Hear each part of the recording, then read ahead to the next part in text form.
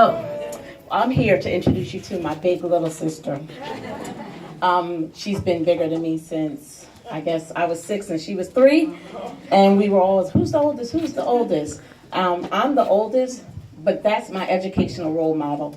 I brag about her, and I have fellow teachers here who I brag about her every chance I get. Her classroom is exciting. We sit at home and we wait for the tornado, that's what my parents refer to it, the tornado to blow in and tell us her stories every day about the exciting things that are going on in her classroom. Every time we get together, our circle of friends is always a teaching moment. You're going to see that here in a minute. Everything is a teaching moment. She is always on her toes. She has us on our toes. Project to project, that's how she lives. It's like she finishes something and we just sit and wait about 2 minutes and then her brain goes and we're like, okay, what are we doing next? And that's because of the foundation that our family is built on, which is greatness. We accept nothing less than greatness. And I stole that. She used that from my cousin when she introduced him. But greatness is what we do. Greatness is who we are. She has a way of pulling the greatness out of all those that she comes in contact with to let them know that you can be great no matter who you are, no matter where you come from. You have greatness inside of you. So I could go on, and who would have thought that with my mother bringing home used textbooks from West Side and Avon Avenue, and we're playing school in the bedroom, who would have thought those used textbooks would lead to this phenomenal educator? I introduce you to my sister, the phenomenal Jamie Summers Johnson.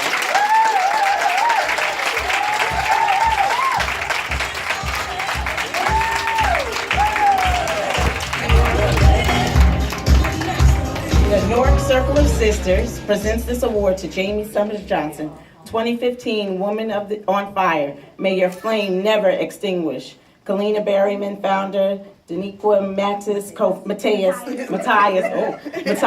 co-founder, April 19, 2015.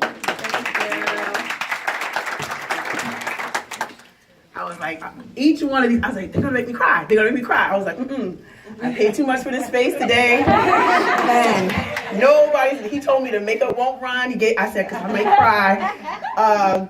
I did a PowerPoint to go along with, because I'm a teacher and they're saying I'm a great teacher, but I get excited when I tell about my my students, because being a Newark teacher and, what's her name, Monica?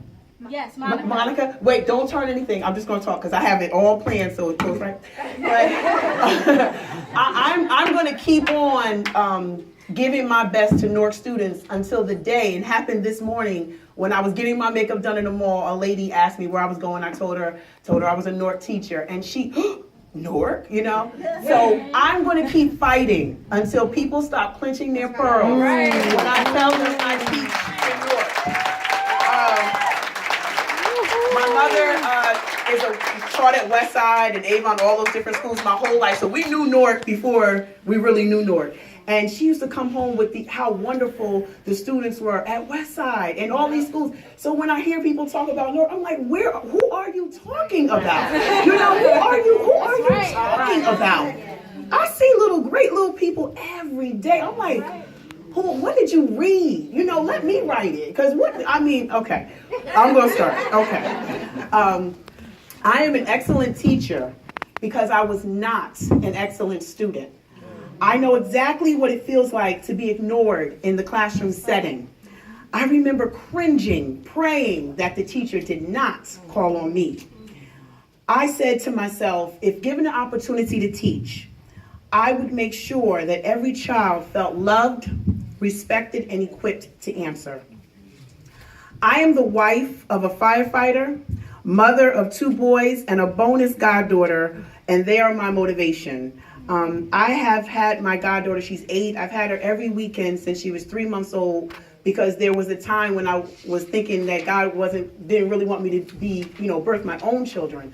So I grabbed this little one up, and I can't get rid of her now. So she's like, she would be here today, but I said, no, I just want to be with the adults.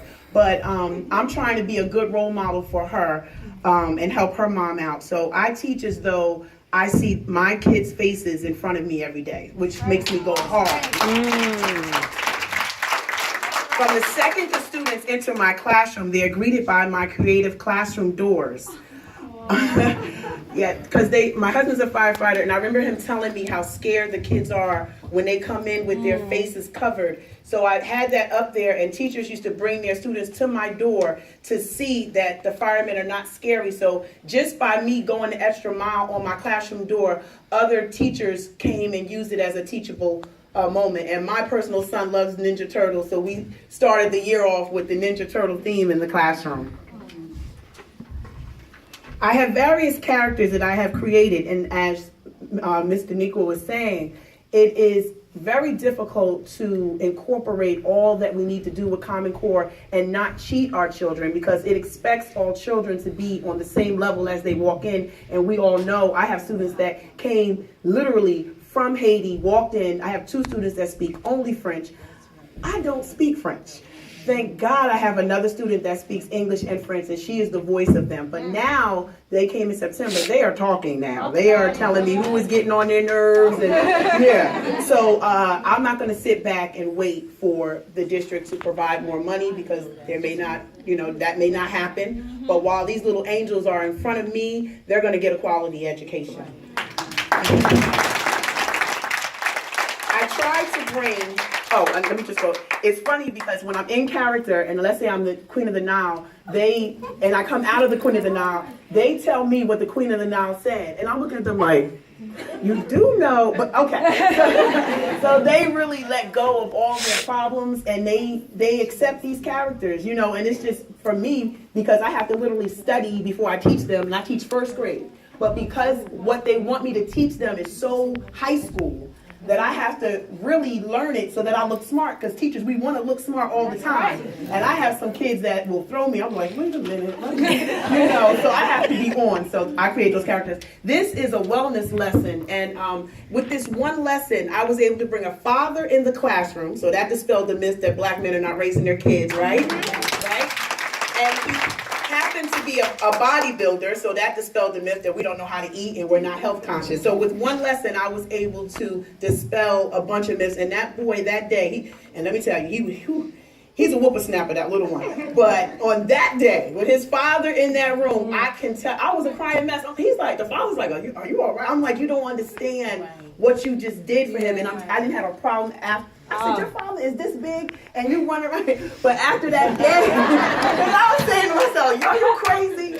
But the rest of the kids that didn't have fathers in the home, that man became the superhero. And every day that he picked them up, he would pick up 2 kids at one time. And like, you know what I mean? It's just like, wow. You know what I mean? So again, dispelling the myths that our African American men are not raising our kids. I have taught my first graders that some of the lessons are not fluffy. So in the book, it tried to explain slavery as people that worked that weren't paid. And I was like cracking up, like, really? You want me to say this to these kids? They worked and they didn't get paid? No. But luckily, in the books, I didn't get in trouble. They did show the slave ship. And the kids just looked at it like, whatever. But when I made them lay down on that carpet and they were uncomfortable and move, you want me, you touching me, you look at, yes, that is where the real learning began. After discussing tolerance, because I don't know if you're aware, but religion is in the curriculum in Newark Public Schools. And after teaching tolerance and religion, I went the extra mile by bringing representatives from various religions to help explain it in complete detail. And the students were able to answer, why do the women have their hair covered? Why, do you say these, why do you say Assalamu alaikum? Why do you say this? And this particular imam even did the call to prayer. And they were like, where they would have laughed out of ignorance, right? Now they know, wait, you did, So it just brought all of my children, all of them together. And it's in the book, and there's a paper for the parents to know what's going to be taught, so they can opt out if they don't want me to teach it. No one opted out, of course, because they want to expose their children to make them better. All right, next one. After teaching that even though you're a little person, you can still give back, my class brought in 620 cans of food for Thanksgiving and over $300 for cancer just using pennies. And what was so great about that is some of the kids were on the list. some of the kids were on the list to receive cans, and they brought cans in. So that's just crazy. Their parents were like, we don't have it. I'm like, I don't know what to tell you. So they were able to get it just so they can get it. All right, we're going to go quicker. So these assignments, you can just keep going. These are just some assignments that they do at home so that the parents can get involved in their education. Next slide. And those are the pullovers so that we always walk as a unit and don't leave anyone behind. And the next one. We went to a nursing home on a Saturday. I did not provide transportation. I told the parents this is going to be a sacrifice for your children. And you see, they were there. Their parents were there, standing room only. Right. I was able to teach compassion. And we did a Motown review. We can go to the next one. Jackson 5. Next one. Supremes. All right. And Ike and Tina Turner and Ikettes. And I just want to end with giving this award in the name of Ms. Shaw, who was my 7th grade teacher, who saw something in me I did not see. She told me I could be council president of the student council in 8th grade. I did it. She told me I could be an excellent teacher. I am. And she didn't know it, but when I became councilwoman, she drove in when she found out, and I was able, this was at a dinner that she drove into, I was able to thank her. So when I hear people talk about teachers, it's not so much as what we do, it's what we say. And she planted the seed, so I'm going to continue to plant it. Thank you.